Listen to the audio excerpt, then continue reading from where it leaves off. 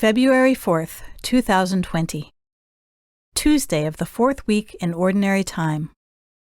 A reading from the second book of Samuel. Absalom unexpectedly came up against David's servants. He was mounted on a mule, and as the mule passed under the branches of a large terebinth, his hair caught fast in the tree. He hung between heaven and earth, while the mule he had been riding ran off. Someone saw this and reported to Joab that he had seen Absalom hanging from a terebinth. And taking 3 pikes in hand, he thrust for the heart of Absalom, still hanging from the tree alive. Now David was sitting between the 2 gates, and a lookout went up to the roof of the gate above the city wall, where he looked about and saw a man running all alone. The lookout shouted to inform the king, who said, "If he is alone, he has good news to report." The king said, "Step aside and remain in attendance here." So he stepped aside and remained there. When the Cushite messenger came in, he said, "Let my lord the king receive the good news, that this day the Lord has taken your part, freeing you from the grasp of all who rebelled against you." But the king asked the Cushite, "Is young Absalom safe?" The Cushite replied, "May the enemies of my lord the king and all who rebel against you with evil intent be as that young man." The king was shaken and went up to the room over the city gate to weep. He said as he wept, "My son Absalom, my son Absalom, if only I had died instead of you, Absalom, my son, my son." Joab was told that the king was weeping and mourning for Absalom, and that day's victory was turned into mourning for the whole army when they heard that the king was grieving for his son. The word of the Lord. The responsorial psalm. The response is, "Listen, Lord, and answer me." Incline your ear, O Lord, answer me, for I am afflicted and poor. Keep my life, for I am devoted to you. Save your servant who trusts in you. You are my God. Listen, Lord, and answer me. Have mercy on me, O Lord, for to you I call all the day. Gladden the soul of your servant, for to you, O Lord, I lift up my soul. Listen, Lord, and answer me.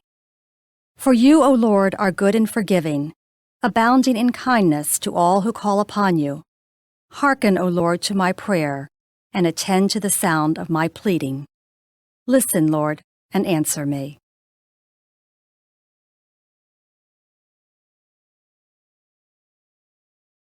A reading from the Holy Gospel according to Mark. When Jesus had crossed again in the boat to the other side, a large crowd gathered around him, and he stayed close to the sea. One of the synagogue officials named Jairus came forward. Seeing him, he fell at his feet and pleaded earnestly with him, saying, "My daughter is at the point of death. Please come lay your hands on her, that she may get well and live." He went off with him, and a large crowd followed him. There was a woman afflicted with hemorrhages for 12 years. She had suffered greatly at the hands of many doctors, and had spent all that she had. Yet she was not helped, but only grew worse. She had heard about Jesus and came up behind him in the crowd and touched his cloak. She said, "If I but touch his clothes, I shall be cured." Immediately her flow of blood dried up. She felt in her body that she was healed of her affliction. Jesus, aware at once that power had gone out from him, turned around in the crowd and asked, "Who has touched my clothes?" But his disciples said to him, "You see how the crowd is pressing upon you, and yet you ask, 'Who touched me?'" And he looked around to see who had done it. And the woman, realizing what had happened to her, approached in fear and trembling. She fell down before Jesus and told him the whole truth. He said to her, "Daughter, your faith has saved you. Go in peace and be cured of your affliction."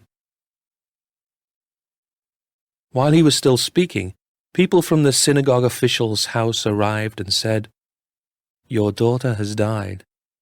Why trouble the teacher any longer?" Disregarding the message that was reported, Jesus said to the synagogue official, "Do not be afraid, just have faith." He did not allow anyone to accompany him inside except Peter, James, and John, the brother of James. When they arrived at the house of the synagogue official, he caught sight of a commotion, people weeping and wailing loudly. So he went in and said to them, "Why this commotion and weeping? The child is not dead, but asleep." And they ridiculed him. Then he put them all out. He took along the child's father and mother and those who were with him, and entered the room where the child was. He took the child by the hand and said to her, "Talitha koum," which means, "Little girl, I say to you, arise." The girl, a child of 12, arose immediately and walked around. At that they were utterly astounded. He gave strict orders that no one should know this, and said that she should be given something to eat. The Gospel of the Lord.